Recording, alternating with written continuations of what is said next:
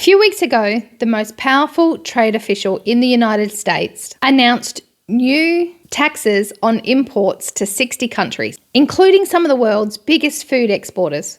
At almost exactly the same time, the company that makes Cadbury chocolate quietly unveiled the world's first chocolate bar made in a laboratory, not grown on a farm in West Africa, grown in a tank. And coffee, the thing that billions of people reach for every single morning, is at the highest price in 50 years. Now, these three stories sound completely unrelated. They're not. They're three symptoms of the same thing: a global food system under pressure, and a set of decisions that's being made right now that'll shape the way that your family pays for food for the next decade. Today, I'm going to connect those dots. In plain language, no university degree needed, because once you understand the thread that runs through it, you won't be looking at your grocery receipt the same way ever again. Part 1, what is a tariff and why should you care? A tariff is simply a tax put on something that is imported from another country. That's it. When a government puts a tariff on something, say coffee, every company that brings coffee into the country has to pay a little extra to do so. And here's the critical part. That company doesn't absorb the cost. They pass it on to you, to the next business, who passes it on to the retailer, who passes it on to you at the checkout. Because here's the big misconception. A tariff isn't a tax on a foreign country. It's a tax on you because it lands in your trolley. Now, the Trump administration in the United States has just imposed a tariff on 60 countries, including major trading partners like Europe, Asia, and beyond. And the US is not alone. Trade barriers are rising globally as countries try to protect their own industry from an increasingly unstable world. The Tax Foundation, which is an independent research group, calculated that tariffs that are already in place are costing the average American household $1,500 per year. And that's before energy costs, before food inputs, just from taxes alone. Now extend that globally. Every country that imports food, which is almost every country, is being squeezed by some version of this. The mechanism is the same everywhere. More barriers, higher costs, and you pay at the end of the chain. A tariff is a tax that travels. It starts as a policy decision in a government office, and it ends at your receipt at the supermarket. And it almost never travels back the other way. Let's make it real. Coffee. I love me some coffee. And I've noticed that my coffee, which used to be affordable, is now at ridiculous prices. Most of us don't even think about coffee or where it comes from. We just know that we need it in the morning.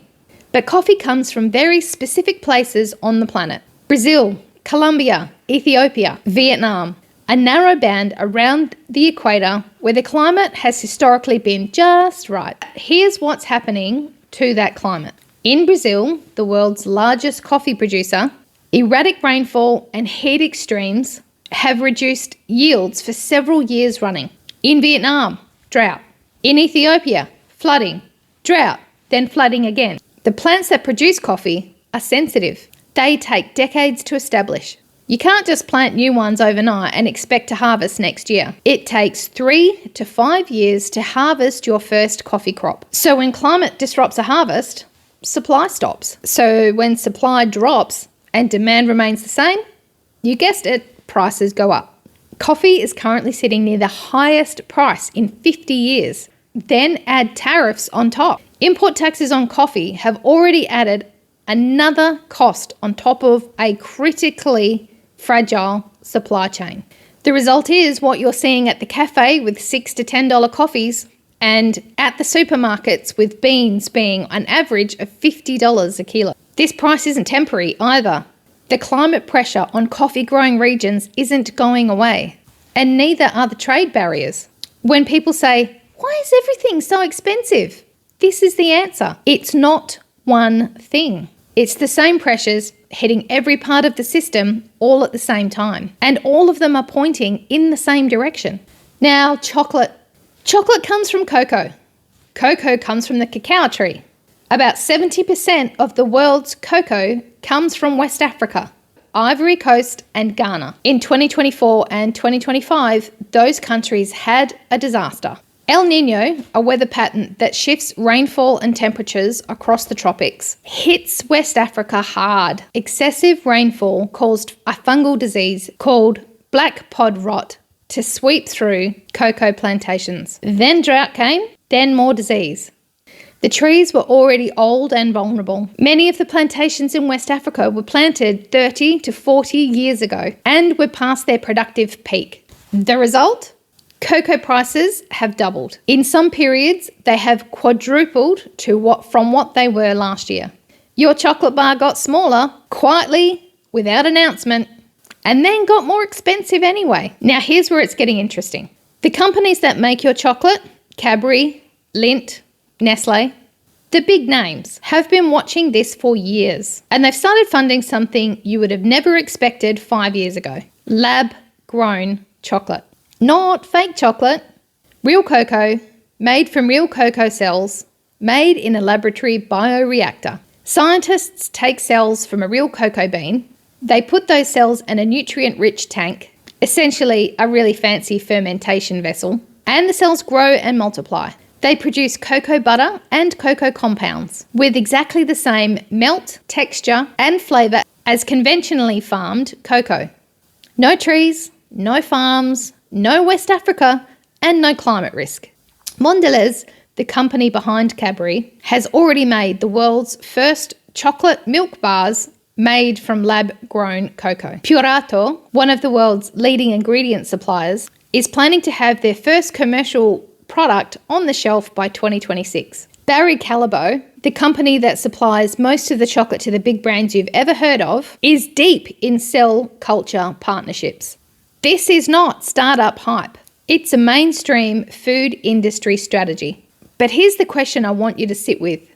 When the food system is under enough pressure, when climate disrupts supply, when prices make farming unviable, the companies don't wait for politicians to fix it.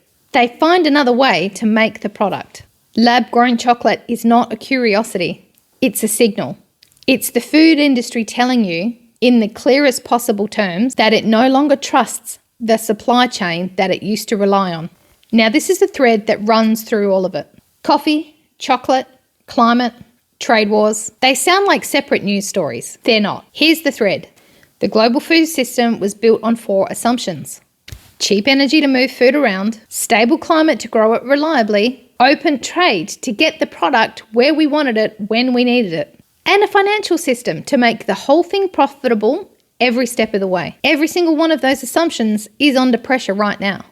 Energy, disrupted by geopolitical crisis and decades of underinvestment in alternatives. Climate, shifting faster than any farmer can adapt. Trade, fragmenting as countries scramble to protect their own interests. And finance, strained by inflation, debt and legacy costs of the pandemic. These are not 4 separate problems. They are 4 cracks in the same well. Food systems are not failing because of one bad year, one war, one weather event. They are failing because the foundations that they are built on are shifting simultaneously. Lab-grown chocolate, a $9 coffee, and a tariff on your imported ingredients are 3 different ways the same story is showing up in life right now. What it means for you, your family, and what can you do about it? First, understand that this is not temporary. Sorry to be the bearer of bad news. The climate pressures on cocoa, coffee, and in growing regions is not going away. In fact, it's getting worse. And it's certainly not going to be resolved within a year or 2. The trade tensions driving tariffs are not going to disappear either. The energy costs flowing through every supply chain are not going to go back to the prices that they once were.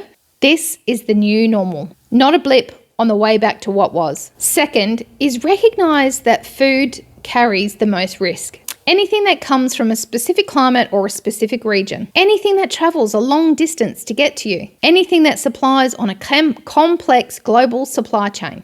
Coffee, chocolate, olive oil, exotic fruits, fancy vegetables, imported spices. These are the categories where prices will continue to be volatile, unpredictable, and over time, structurally higher. Third, and I know this is simple, build a buffer. Not just against today's prices. Don't just hedge your bets and build it because you're securing today's prices. against tomorrow's, the families who navigate the next decade won't necessarily be the wealthiest. They were the ones that saw the direction that things were travelling and acted clearly while things were still manageable. Pantry stocked at today's price, a garden producing something, anything, that's outside the global supply chain. Knowledge of your local food systems and sources, and relationships with the people who grow it. None of it requires even a crisis. It just requires that you are paying attention to what the system is telling you.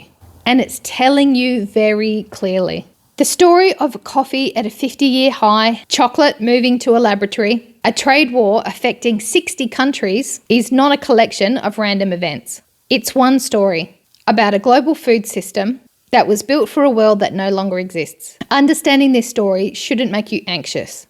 It should make you clearer. And clarity, while there's still time to act on it, is one of the most valuable things that you can have. Follow me. Every week, I take what's happening in geopolitics, the economics, food supply systems, and translate it into normal language for ordinary families. No panic, no doom, just information and a practical framework for people who can see what's coming. See you in the next one.